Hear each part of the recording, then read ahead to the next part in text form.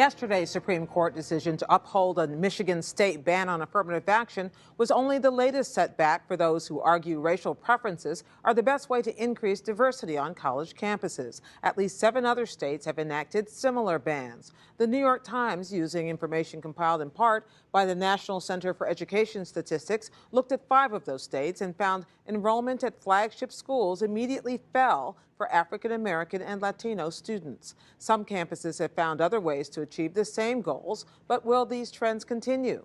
For that, we turn to 2 experts on the matter: Dennis Parker, director of the American Civil Liberties Union's Racial Justice Program, and Roger Clegg, president and general counsel of the Center for Equal Opportunity. Gentlemen, welcome to you both. Does this decision that we saw yesterday at the Supreme Court, Dennis Parker, mean that the use of affirmative action as a means to achieve diversity on college campuses is done, over? No, the Supreme Court has clearly said that race can be taken into account in a measured way and that it can be perfectly constitutional. So those cases upholding the affirmative action programs in Michigan, for example, still stand. It really only deals with those states that have passed these types of initiatives. But don't the floodgates open after yesterday's ruling for states to do that very thing? Well, we're hopeful that the states won't do that. We're hopeful that the states will look at the experience in the states that have these initiatives, recognize that the effects are harmful effects, hurt whole classes of people in the states, and won't choose to go down the same path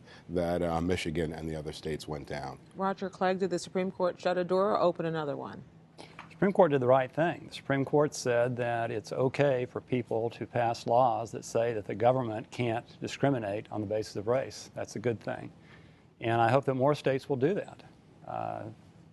I don't think we should lose sight of the fact, Gwen, that with all the talk about diversity and educational benefits and all that, what's at issue here is whether the government should be treating Americans differently on the basis of skin color and what country their ancestors came from. Well, let me pose to you a question that Justice Sotomayor raised in her dissent. It was a pretty sharp dissent yesterday, in which she said I'm paraphrasing her, that we can't wish race away, that it will always be central to these kinds of conversations.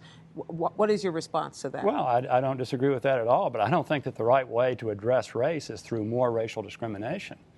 I'm all in favor of the government stopping racial discrimination of the old-fashioned, politically incorrect kind, but I don't think that the solution is to substitute politically correct racial discrimination for it. I'm also all in favor of the government doing things to help disadvantaged people, but it should be disadvantaged people of all racial and ethnic groups. Race should not be used as a proxy for disadvantage. Dennis Parker?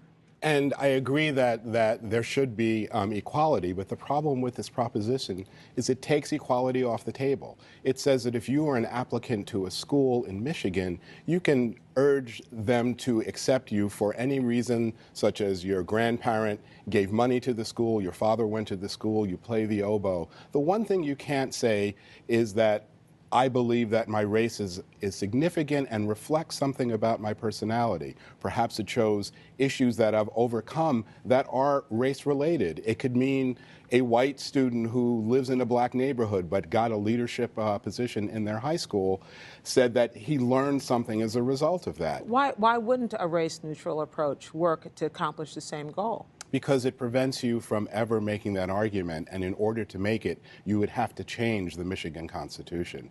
So it places a burden on you that other people don't have. Roger Clegg? I don't think that's true. I mean, I think that a situation where somebody had a story to tell, the one like Dennis just outlined, could be told.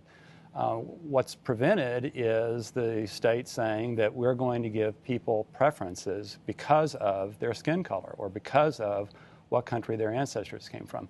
That's what's going on, unfortunately, at a lot of schools throughout the country. And I hope that more states will pass laws like the law that Michigan has. But is there value in the goal? The goal, which is to create a different social mix, to create a different level of academic achievement for disadvantaged individuals. Is it just the way the goal was being achieved is the problem? I think that any goal stated in terms of diversity is not worth the price of racial discrimination. And I think that the kind of diversity that matters is not diversity of superficial characteristics like skin color. It's diversity of backgrounds and experiences and perspectives. And you can get that kind of diversity without using race as a proxy for how people think and what kind of backgrounds they come from. Most of the African Americans who are given preferences to the more selective schools, 86%, in fact, come from middle class or upper class backgrounds. So you're not really accomplishing any kind of real socioeconomic diversity by using race as a proxy for. So let's make the argument, Dennis Parker. Why not socioeconomic diversity instead, which might also capture racial diversity? It might as almost an accident or as a proxy, but it doesn't go to the problem. Mr. Clegg talks about skin color as if it were not a significant factor in American society. And I think that's why Justice Sotomayor's opinion is so important, because she says we can't ignore history, we can't ignore where we are now. The significance of race goes far beyond just the color of your skin.